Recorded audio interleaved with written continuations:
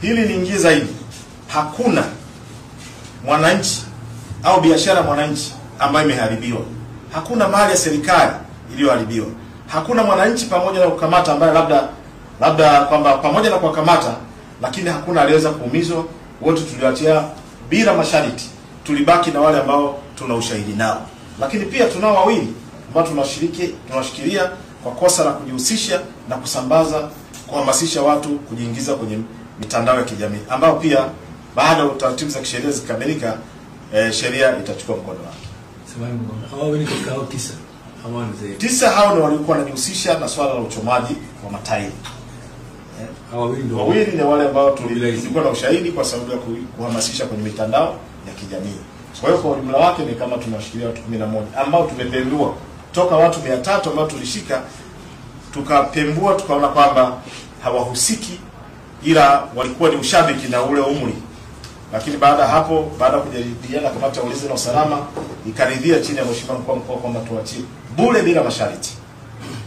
Katika swali la mwisho kwa zipo taarifa zinazoendelea kwamba kuna baadhi ya raia wameuawa, lakini pia kuna jeshi la baadhi ya wanajeshi la askari wako pia wameuawa. Labda tupate ukweli ukoje kwenye haya. Hizo ni propaganda ambazo kwa kweli ni moja wapo watu ambao tukiwapata tutawachukulia hatua.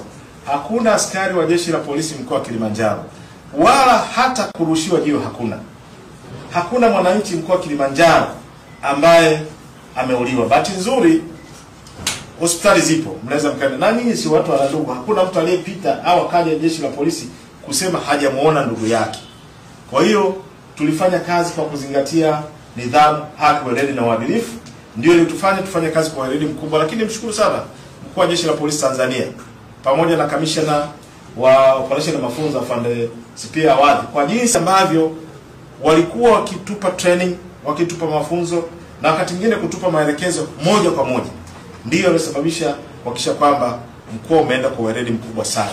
Inaonekana kama inaonyesha ni sini ajabu, kwa sababu walikuwa na miburuzo ya kama scratch. Haijulikani kwa sababu pale eneo lile walikuta wale watu ni tulifungua taarifa ya kifo kwa sababu inaonekana kama ni ajali. Bado tunaendelea kuchunguza tujue ni wapi. Haikuwa na mahusiano na swala maandamano. Ni kweli walikuta kule, lakini kwa sababu walikuwa na miburuzo ni dalili kama ni tukio la ajali. Lakini sasa kama kuna mtu ana taarifa kinyume na hizo ninazoziongelea tunamkaribisha. Asante kamanda.